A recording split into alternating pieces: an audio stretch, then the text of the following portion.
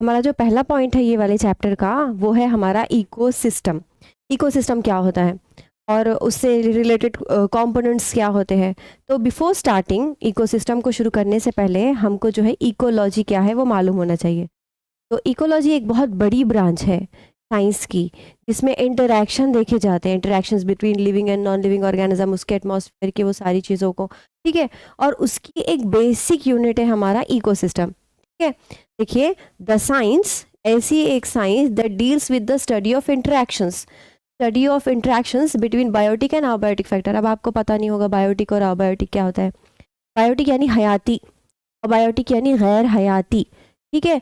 ऐसे चीज़ें जिसके अंदर जान है, जो लिविंग है, वो बायोटिक फैक्टर में आते हैं। जैसे कि हम हो गए, प्लांट्स हो गए, दूसरे एनिमल हो गए, माइक्रो ऑर्गेनिज्म हो गए, जिस जो लिविंग है, सारे लिविंग ऑर्गेनिज्म बायोटिक में आएंगे। और अबायोटिक में कौन आएंगे फिर? जैसे एटमॉस्फेयर हो गया, एयर हो गया, सॉइल हो गया, वाटर, टेम्परेचर, ह्यूमिडिटी, ये सारी चीज़ें अबायोटिक फैक्टर में आएगी। तो ये दोनों के इंटरेक्शन की जो स्टडी है उसे इकोलॉजी कहा जाता है। फिर से हम स्टडी डेफिनेशन देखने की कोशिश करेंगे। The science that deals with the study of interactions between biotic and abiotic factor. एक माहौलियाती निज़ाम में तमाम अज्जा एक दूसरे पर मुनसर होते हैं। इसमें देखिए, हाँ, वो साइंस जो माहौल के जानदार और गैर जानदार अवामिल के दरमियान तामुल का मुताले से तैयार होती है, मुतल्लिक़ बयान करती है। यानी कि जानदार और गैर जानदार दोनों के दरमियान जो ताल्लुक़ है, जो इंटरैक्शंस है, उसके मुताले को हम माहौलियात कहते हैं या फिर इकोलॉजी कहते हैं। अब इकोलॉजी की जो बेसिक यूनिट है, द फंक्शनल यूनिट और the basic unit of ecology, वो है हमारा ecosystem. Basic unit of ecology is ecosystem. Clear हो गया? तो इकोसिस्टम किसे कहेंगे? तो देखिए बेटा, माहौलियात, हमारा इकोसिस्टम की डेफिनेशन कैसी रहेगी? एक माहौलियाती निज़ाम को एक हयातियाती निज़ाम के तौर पर बयान किया जा सकता है जो किसी इलाके में मौजूद तमाम जानदारों, पौधे और जानवरों के साथ साथ गैर जानदारों पर मुश्तमिल होता है। यानी कि एक निज़ाम जो है, जो सिस्टम है, वो एक ऐसा एक्सप्लेन कर सकते हैं कि जानदार और गैर जानदार एक दूसरे के साथ साथ काम कर रहे हैं, ज़्यादा चीज़ों पर मुश्तमिल, दोनों से मिलकर उनके ऊपर डिपेंड कर रहा है।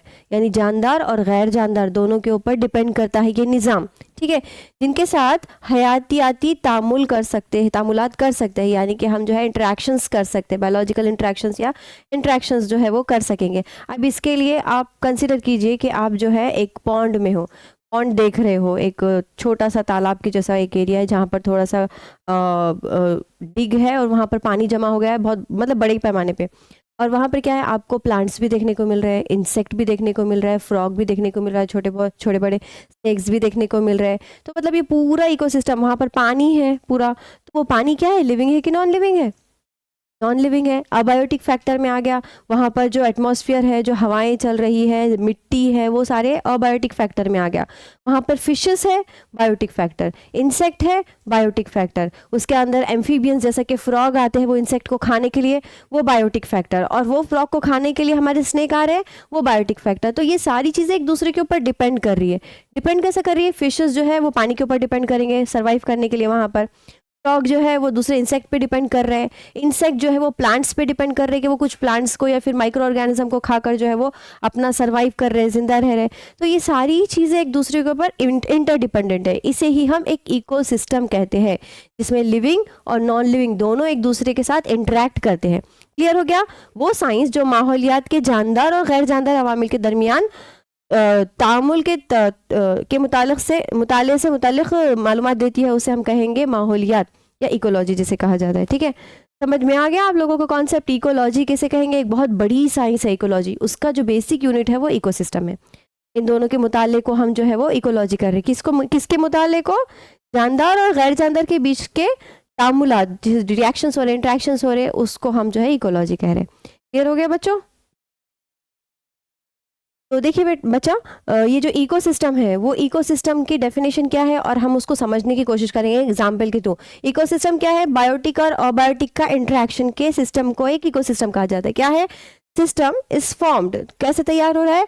By abiotic factor and biotic factor, जानदार और गैर जानदार के ताल्लुकात से, इंटरेक्शन से जो है हमारा जो तैयार हो रहा है सिस्टम, उसे हम बोलेंगे ecosystem. Which each other, each factor play very important role. हर एक फैक्टर बहुत ही ज़्यादा इम्पॉर्टेंट रोल प्ले करता है। क्या बता रहा है? माहौली निज़ाम पर हर जुज़ का किरदार अहम होता है। कैसा कैसा अहम है? जैसा मैंने आपको एक एग्जांपल दी जस्ट हमारे लास्ट सेक्शन में कि पॉन्ड इकोसिस्टम में पानी होगा, है ना? पानी है यानी वो अबायोटिक फैक्टर है और उसके अंदर मछलियाँ हैं।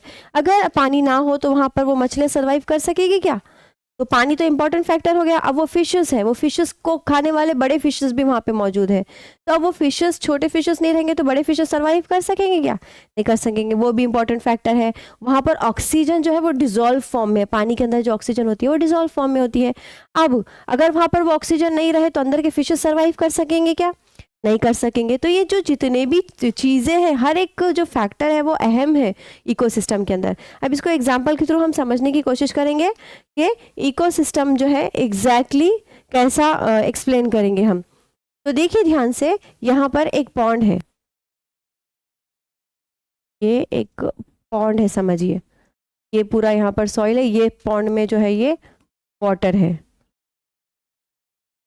ये पूरा वाटर भरा हुआ है अंदर पॉन्ड के अंदर। अब ये पॉन्ड के अंदर जो है आपको कुछ प्लांट्स भी देखने को मिलेंगे सराउंडिंग में, या फिर आपको सरफेस पे भी कुछ प्लांट्स देखने को मिलेंगे।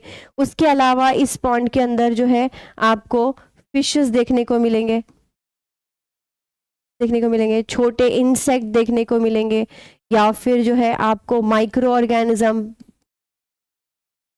देखने को मिलेंगे। तो बहुत सारी चीज़ें लिविंग ऑर्गेनिज्म के जैसा है। यहाँ पे प्लांट्स है, ये बायोटिक है, इसको हम बायोटिक फैक्टर बोलेंगे ना, जानदार, ये जानदार है, ये भी बायोटिक है, ये भी बायोटिक है। प्लांट्स, ये वाले प्लांट्स भी क्या हो गए?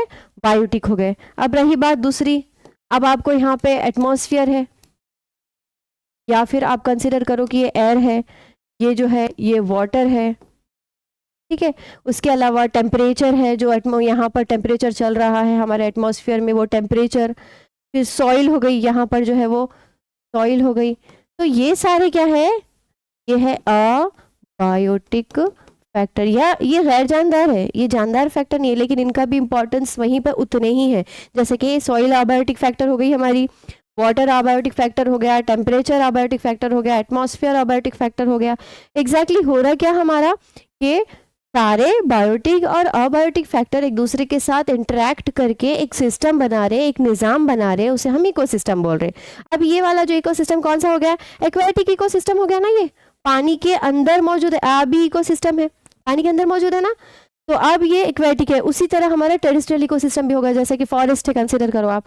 फॉरेस्ट जो है बहुत ज़्यादा प्लांट्स रखता है, हर्ब्स रहते हैं, श्रब्स रहते हैं, छोटे छोटे प्लांट्स होंगे वहाँ पर। उसके अलावा फिर फॉरेस्ट के अंदर आपको नंबर ऑफ ऑर्गेनिज्म देखने को मिलेंगे, है ना।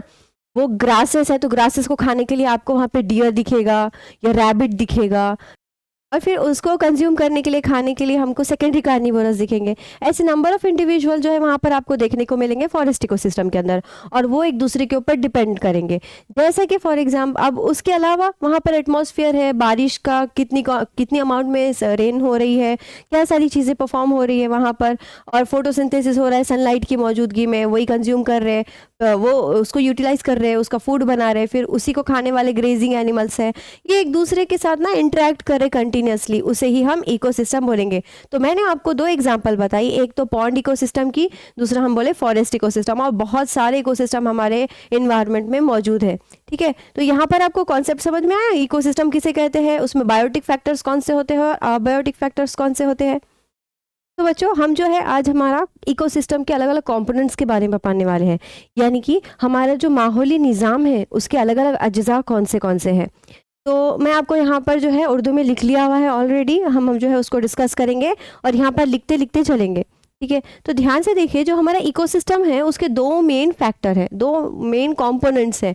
पहला है उसका abiotic component, A stands for absent, यहाँ पे बायोटिक, लिविंग ऑर्गेनिजम्स नहीं होते हैं, एब्सेंट होते हैं यहाँ पर। अबायोटिक यानी कि नॉन लिविंग थिंग्स जितने भी रहेंगे वो अबायोटिक फैक्टर के अंदर आएंगे। अब क्योंकि इकोसिस्टम अबायोटिक और बायोटिक फैक्टर दोनों से मिलकर बना हुआ है, तो यहाँ पर क्या आ जाएगा हमारा फिर? बायोटिक फैक्टर, क्या आ जाएगा? Biotic factor. बायोटिक फैक्टर यानी कि जानदार अज्जा, हमने क्या देखे, माहौली निज़ाम के दो मेन कंपोनेंट्स है, दो अज्जा हैं, एक है गैर माहौलियाती गैर जानदार अज्जा और दूसरा है जानदार अज्जा, ठीक है। वैसे ही biotic components and abiotic components या फैक्टर। देखिए अब नेक्स्ट फर्दर स्टडी करेंगे हम। तो ये जो अबायोटिक फैक्टर्स है उसके दो फर्दर क्लासिफिकेशन है। वो कैसा, अबायोटिक फैक्टर दो टाइप के होते हैं, या तो वो फिजिकल अबायोटिक फैक्टर होगा यानी तिब्बी अज्जा तिब्बी जुज होगा, या फिर वो केमिकल अबायोटिक फैक्टर होगा। Physical factor and chemical factor. Physical factor में क्या आएगा, देखिए एयर।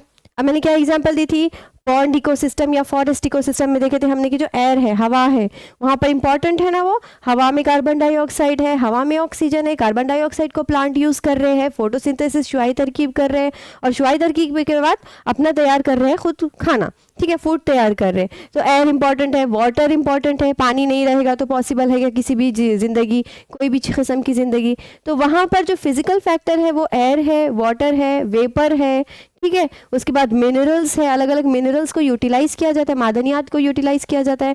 जैसा कि जो सॉइल है, सॉइल के अंदर अलग अलग किस्म के आपको मादनियात देखने को मिलते हैं, मिनरल्स, जैसे कि सल्फर हो गया, फॉस्फेट हो गया, पोटेशियम, कैल्शियम हो गया, ये अलग अलग सॉइल लेता भी है और उसमें जो है ऐड भी होते हैं अलग अलग माइक्रो ऑर्गेनिज्म के डिकम्पोज होने की वजह से, डिकम्पोजिशन की वजह से। तो अब क्या है, उस सॉइल के अंदर मिनरल्स मौजूद है और वो उस सॉइल को यूज़ करने वाले हैं प्लांट्स, यानी कि लिविंग ऑर्गेनिज्म, जानदार यूज़ करने वाले गैर जानदार की चीज़ को।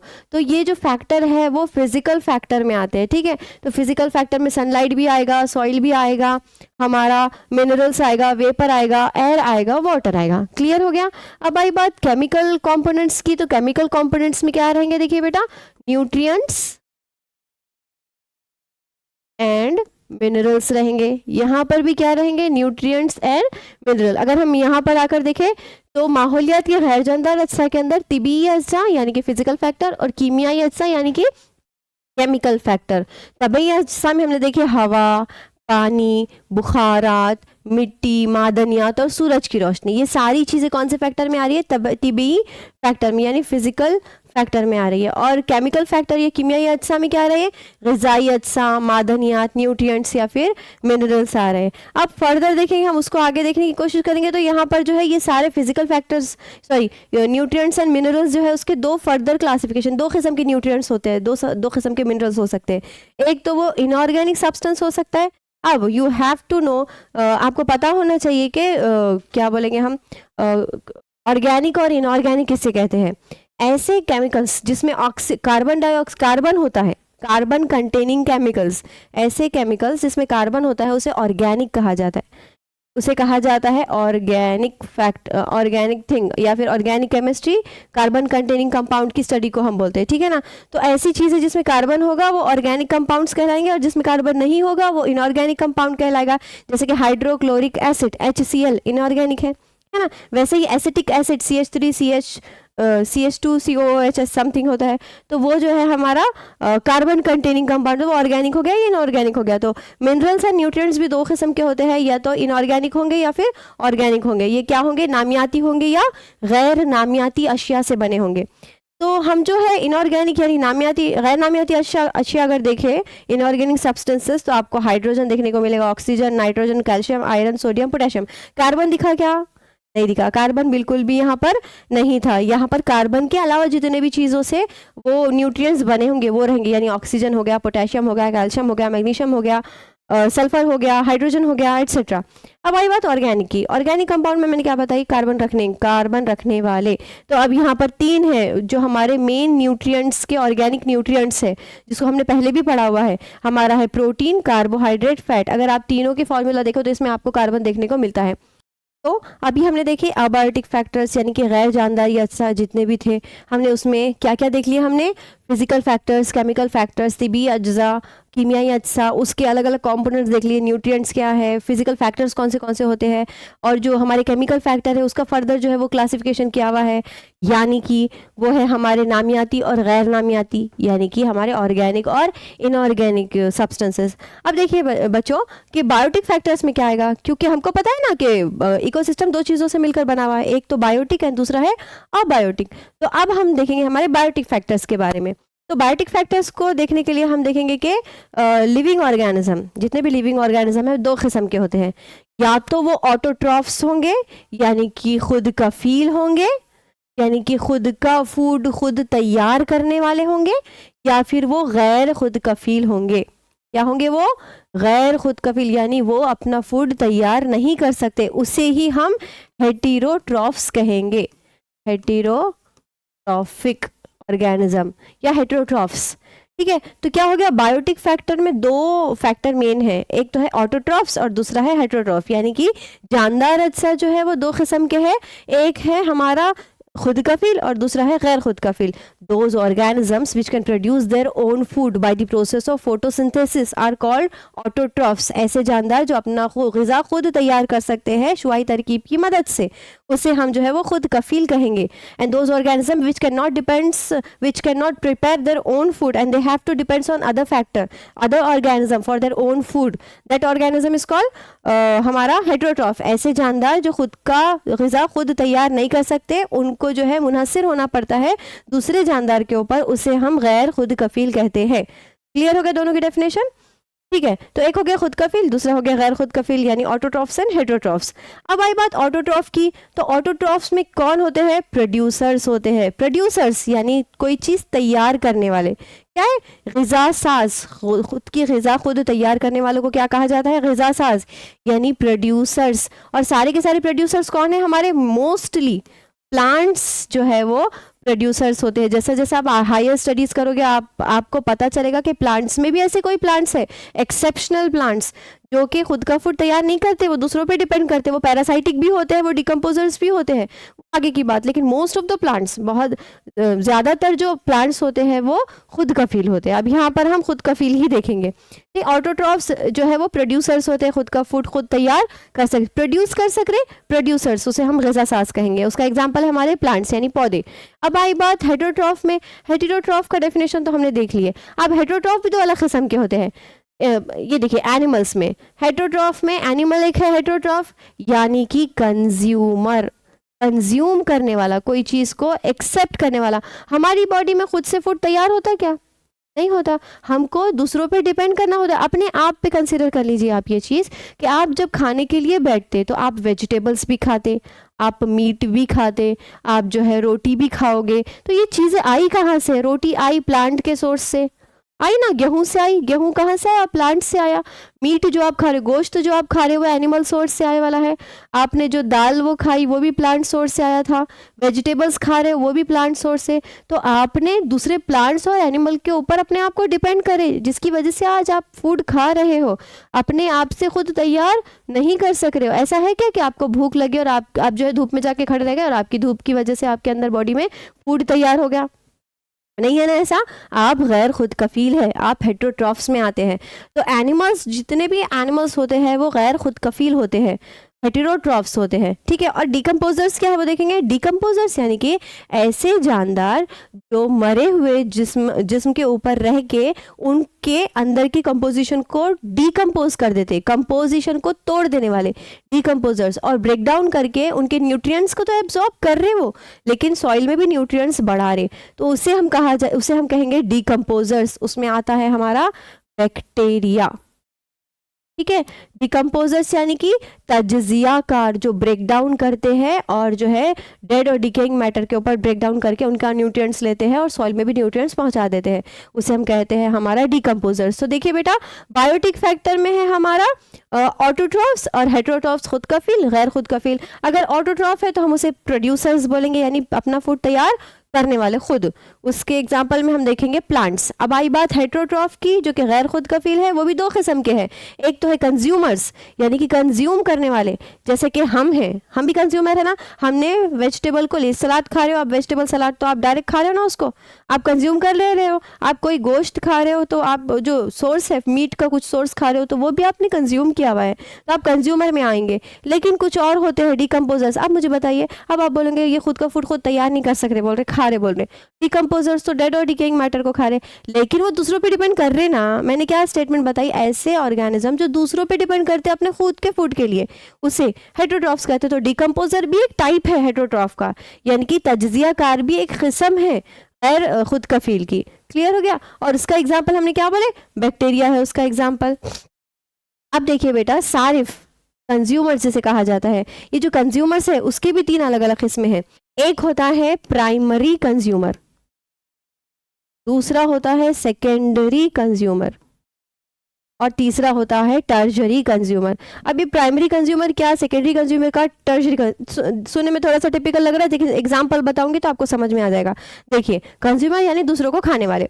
अब मैं एक पूरा एक इकोसिस्टम की मिसाल देती हूँ आपको, और उसकी मिसाल के थ्रू आप खुद कंसिडर करेंगे कि प्राइमरी कंज्यूमर कौन और सेकेंडरी कंज्यूमर कौन। ग्रासेस है, ठीक, ग्रास लैंड है, ग्रास का इकोसिस्टम है, ठीक है। तो वो ग्रासेस क्या है, खुद का फूड खुद तैयार कर रही है ना। घास जो है वो प्लांट में आती है, यानी वो खुद का फूड खुद तैयार कर रही है। वो ग्रासेस है प्रोड्यूसर्स, उसे क्या बोलेंगे हम फिर, प्रोड्यूसर्स। हमने क्या देखे, ग़िज़ासाज़ जो है वो पौधे होते हैं ना, यानी कि जो ऑटोट्रॉफ्स होंगे वो प्रोड्यूसर्स होंगे। तो खुद का फूड खुद तैयार कर रहे हैं, प्रोड्यूसर्स है, वो प्लांट है। अब उसको खाने वाला है रैबिट। रैबिट क्या है, कंज्यूम करने वाला है, कंज्यूमर में आएगा ना, कंज्यूम करा। सबसे पहले उसने प्रोड्यूसर को खाया, सबसे पहले किसको खाया, उसने ग्रास को खाया, रैबिट ने ग्रास को खा लिया, रैबिट ने खा लिया, ठीक है। प्रोड्यूसर को कंज्यूम कर रहा है कंज्यूमर। अब उस रैबिट को क्या किया, स्नेक ने खा लिया। स्नेक ने प्रोड्यूसर को खाया क्या, ग्रास खाया क्या, नहीं खाया, स्नेक ने खाया कंज्यूमर को, ठीक है, वो कंज्यूमर। और उस स्नेक को ईगल ने खा लिया। ईगल ने प्रोड्यूसर को खाया क्या, ग्रास को खाया क्या, नहीं, ईगल ने खाया स्नेक को, कंज्यूमर को खाया। तो कंज्यूमर 3 किस्म के हैं यहाँ पर। इस पूरी हायरार्की में मैंने जो आपको एग्जांपल बताया उसमें 3 किस्म के कंज्यूमर थे। पहला जो डायरेक्ट प्रोड्यूसर को खा रहा था, यानी कि डायरेक्ट जो ग्रासेस के ऊपर फीड कर रहा था, वो था हमारा प्राइमरी कंज्यूमर। डायरेक्ट जो प्रोड्यूसर को खाता है उसे हम कहते हैं प्राइमरी कंज्यूमर। अब आई बात सेकेंडरी की, जो हमारा एग्जांपल देखिए हमने स्नेक का, उसने किसको खाया था, रैबिट को खाया था ना, वो हमारा था सेकेंडरी कंज्यूमर, जो कि प्राइमरी कंज्यूमर को खाता है। The consumer which feed upon this primary consumer is called secondary consumer. दूसरा, ये सेकेंडरी कंज्यूमर हो गया। उसके बाद आया हमारा टर्जरी कंज्यूमर, तीसरा कंज्यूमर। ईगल का एग्जांपल बताई थी ना मैंने आपको, ईगल ने किसको खाया था, स्नेक को, यानी कि सेकेंडरी कंज्यूमर को खाया था, वो है हमारा टर्जरी कंज्यूमर। इस किस्म की हायरार्की के अंदर आपने 3 कंज्यूमर पढ़े, सुने, प्राइमरी कंज्यूमर, सेकेंडरी कंज्यूमर और टर्जरी कंज्यूमर। इनमें कॉमन चीज क्या थी, कॉमन चीज ये थी कि ये दूसरों पे डिपेंड कर रहे खाने के लिए, खुद का फूड तैयार नहीं कर रहे, कंज्यूम कर रहे। क्लियर हो गया, ये हो गया primary consumer, secondary consumer, tertiary consumer, यानी कि बुनियादी सारिफ, सानवी सारिफ और हमारा सालसी सारिफ। बुनियादी यानी कि प्राइमरी कंज्यूमर, पहला जो कंज्यूमर है, बुनियादी चीज को पहले जो खा रहा है वो है हमारा बुनियादी सारिफ। दूसरा है हमारा सानवी सारिफ, सेकेंडरी कंज्यूमर, और तीसरा है सालसी सारिफ यानी कि टर्शरी कंज्यूमर। इस तरह से हमारी पूरी चेन जो इकोसिस्टम की है वो ख़त्म होती है। इकोसिस्टम में हमारे बायोटिक फैक्टर्स है as well as abiotic factors है। बायोटिक फैक्टर में हमने देखे कि यहाँ पर ऑटोट्रॉफ्स रहेंगे और क्या रहेंगे बेटा, हेट्रोट्रॉफ्स रहेंगे। हेट्रोट्रॉफ्स जो है वो 2 किस्म के होंगे, कंज्यूमर्स एंड डिकम्पोजर्स। कंज्यूमर्स में आएंगे एनिमल्स, और कंज्यूमर्स 3 किस्म के हैं, प्राइमरी, सेकेंडरी, टर्शरी। और जो डिकम्पोजर्स है वो बैक्टीरिया है। There are some fungi as well, वहाँ पर फंगाई भी है जो भी डिकम्पोजर्स होते हैं, कुछ प्लांट्स भी डिकम्पोजर्स होते हैं, कुछ एनिमल्स भी डिकम्पोजिंग रिएक्शंस देते हैं, लेकिन यहाँ पर ब्रॉडर एस्पेक्ट पे आपको बैक्टीरिया कहा जा रहा है। बैक्टीरिया जो है almost all bacteria, almost bacteria, all bacteria नहीं, almost all bacteria are decomposers. तो एग्जाम्पल आपको बैक्टीरिया का दिया गया। तो यहाँ पर हमारा इकोसिस्टम के अलग अलग फैक्टर्स जो आपकी बुक में लिखा हुआ नहीं है, यहाँ पर आपको समझाया गया। अगर कोई कंफ्यूजन है तो बुक के अंदर जो थ्योरी है आप वो इजीली पढ़ सकते हो।